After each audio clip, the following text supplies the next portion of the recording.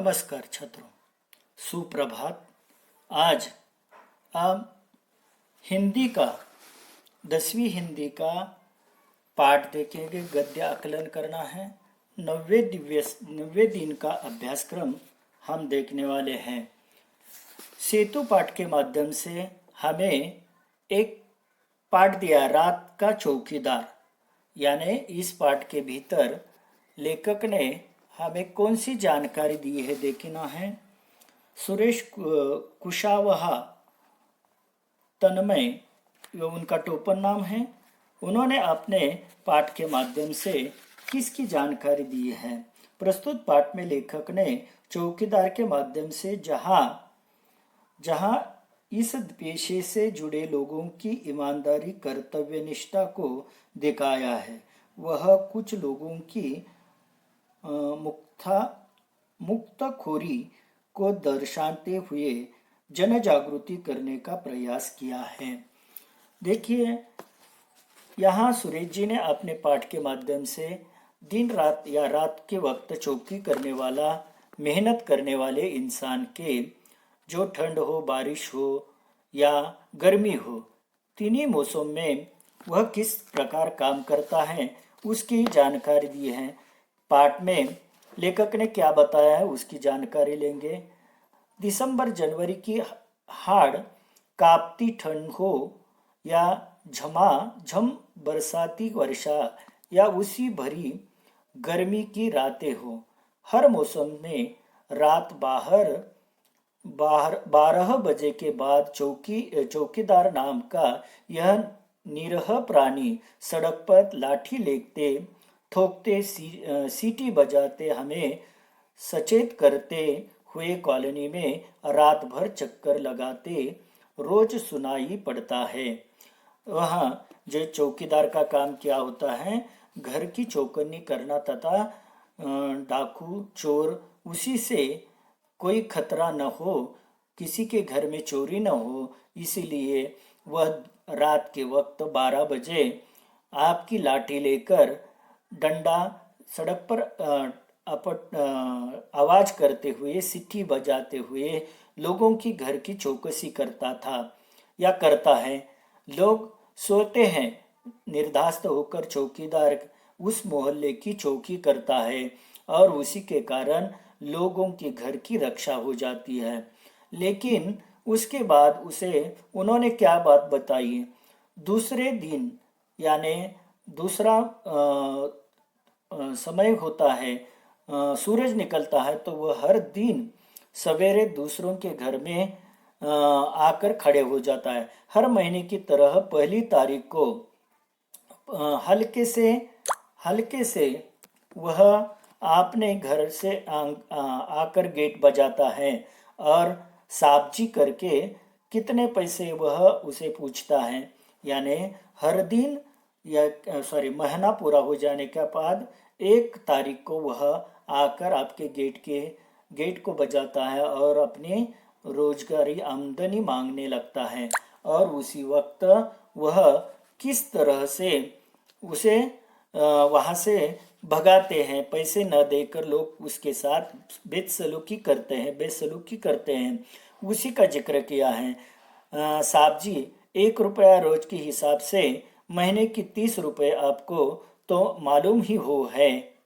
अच्छा, एक बात बताओ बहादुर, महीने में तुम्हें कितने घरों से पैसे मिलते हैं? साहब जी, यह पक्का नहीं है, कभी 60 घर से, कभी 50 से, तीज त्योहार पर बाकी घरों से भी कभी कुछ मिल जाता है। इतने में ठीक ठाक गुजारा हो जाता है हमारा। यानी उसे आमदनी पूछा जाता है। हर दिन से 1 रुपया मांगता हूँ हर घर से। अगर मान लीजिए एक घर से 30 दिन के लिए 30 रुपये हो जाते हैं। मान लो आपके मोहल्ले में कितने घर हैं? लगभग 100-150 है, लेकिन उसमें से 50-60 लोग ही मुझे मेहनताना देते हैं और कभी कभी उतने भी नहीं, कभी 50 होते हैं, कभी कम भी होते हैं। मान लीजिए कभी त्योहार होता है तो वह लोग मुझे दे देते हैं, न देने वाले भी, उसी से मेरा गुजारा चलता है। पर कॉलोनी में तो 100 सौ सवा सौ से भी अधिक घर हैं, फिर इतने कम क्यों? आपकी कॉलोनी में लगभग 100 से भी अधिक, सवा सौ से भी अधिक घर हैं, लेकिन आपको इतने कम क्यों देते हैं लोग? तो फिर तुम उनके घर के सामने सीटी बजाकर चौकासी करते ही नहीं? उसने पूछा। हाँ, जब आपके कॉलोनी में इतने घर हैं, जो पैसे नहीं देने वाला उसके घर की रखवाली आप नहीं करते होगे, सीटी बजाते नहीं होगे। तो वह क्या कहता है, हाँ साहब जी, चौकसी करना तो मेरी जिम्मेदारी है। मैं केवल पैसे के लिए काम नहीं करता, फिर उनकी चौकसी करना तो और जरूरी हो जाता है।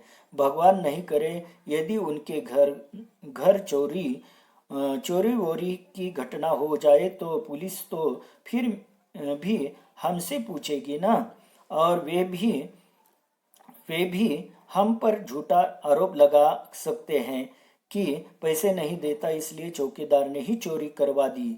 ऐसे पहले मेरे साथ हो चुका है साहब जी। यानी जिस वक्त आपको तनख्वाह कितनी मिलती है यह बात जानते वक्त वह कहता है, जो कॉलोनी में रहने वाले ढेर सारे लोग होते हैं, फिर भी आपको इतना कम कैसा पैसा मिलता है? तो वह कहता है कि कुछ लोग नहीं देते, तो आप उसके घर की रखवाली नहीं करते क्या? उससे अधिक जिम्मेदारी रहती है। मान लीजिए वो पैसा नहीं देता इसलिए मेरे घर में चोरी हो गई, ऐसा कहकर पुलिस आएगी, मुझे ही पूछताछ करना करेगी। इसी तरह की बात वह कहता है, और पहली बार ही या इससे पहले मुझे कई बार हो गया, अगर ईमानदारी से उनके घर की रखवाली करता हूँ। इसी तरह वह कहता है। और आगे क्या कहते हैं देखेंगे। अच्छा ये बताओ, रात में अकेले घूमते हुए डर नहीं लगता? रात आप अकेले ही घूमते हो, उसका डर आपको नहीं लगता क्या? तब क्या कहते हैं, डर क्यों नहीं लगता साहब जी? दुनिया में जितने जिंदा जीव है, सबको किसी न किसी से डर लगता है।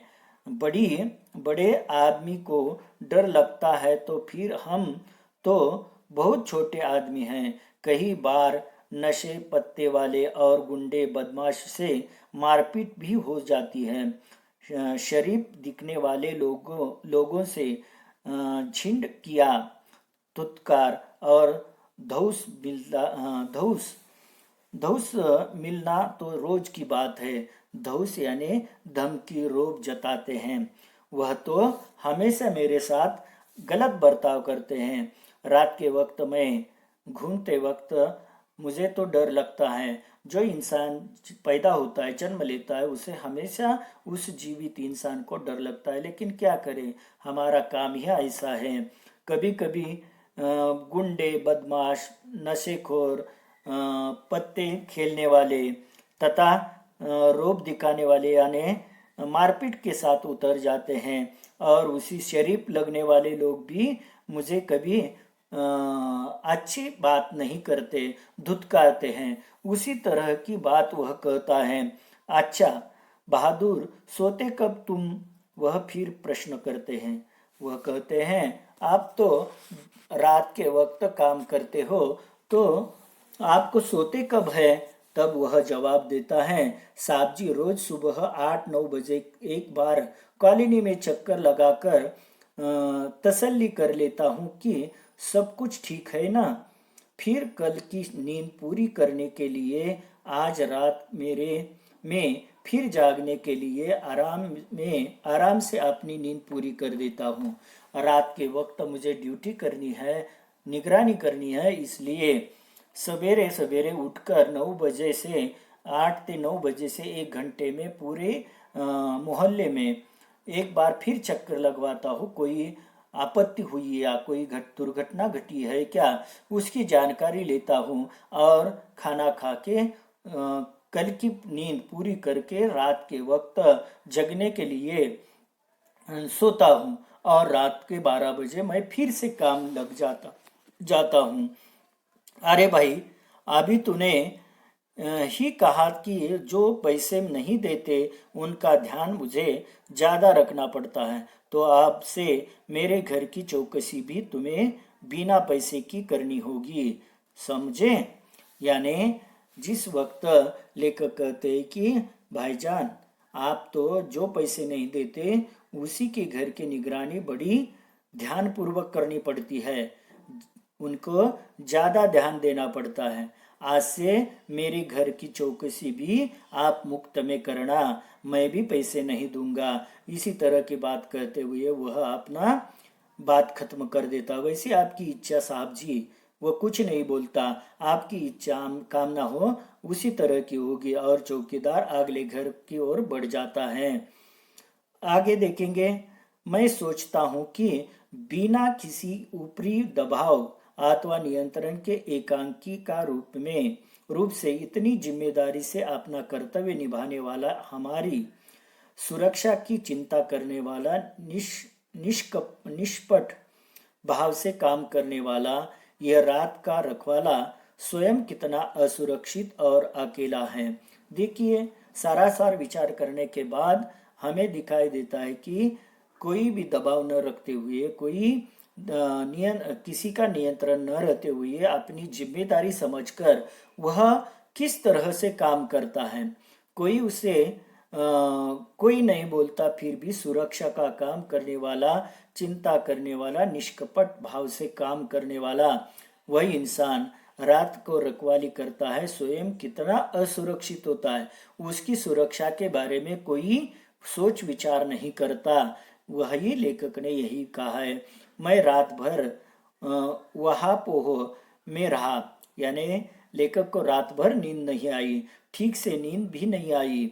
सवेरे उठने तक मैं निर्णय ले चुका था कि मैंने चौकीदार को बुलाया, उसे कहा मेरे घर की चौकसी करने का तुम्हारे पूरे मेहनताना मिलेगा। चौकीदार ने सलाम किया और चला गया। मैंने चैन की सांस ली और उसके प्रति श्रद्धा भाव बढ़ गई। यानी लेखक कहते हैं कि उसे रखवाली करने का मेहनताना नहीं दूंगा ऐसा कहा था, लेकिन मुझे रात भर नींद नहीं आई। वह सवेरे उठकर उस चौकीदार से बोल गया कि आपकी चौकी करने का मेहनताना मैं हर महीने दूंगा। तभी मुझे बड़े चैन की सांस मिली और उसी के साथ उसके प्रति बड़ा श्रद्धा मेरे मन में पैदा हो गई। अभी देखिए, वह तो हमने पाठ देख लिया, उसी के आधार पर कोई सवाल पूछे हैं। कृति करनी है, कोई कृति पत्रिका की तरह कृति दिए, बीच में एक शब्द दिया है, कोई 2-4 शब्द हैं। चौकीदार के काम, चौकीदार का काम कौन कौन सा होता है, कौन से होते हैं? 4 काम लिखने हैं आपको। उसी के बाद आपको एक दूसरा गद्य उतारा दिया है, उसी को हम देखेंगे। बहुमंजिला इमारत की दीवार नींव से उठ रही थी। ठेकेदार नया था, भयभीत सा। वह एक तगारी सीमेंट और 5 तगारी रेत के मसाले से ईंटों की जुड़ाई करवा रहा था। अगले दिन अधिकारी महोदय यह आए। उन्होंने काम के प्रति घोर असंतोष व्यक्त किया। महोदय बोले, ऐसा काम करना हो तो कहीं और जाइए। यानी उन्होंने अपने गद्दे उतारे में किस तरह की बात कही है। बहुमंजिल इमारत, बड़ी बड़ी ऊंचे टावर बनाए जाते हैं। उस टावर बनाते वक्त नींव यानी वीट मराठी में कहा जाता है, और उसी के साथ काम दीवारें ऊपर चढ़ाने वाले ठेकेदार नया था और भयभीत होकर काम कर रहा था, प्रामाणिकता से काम कर रहा था।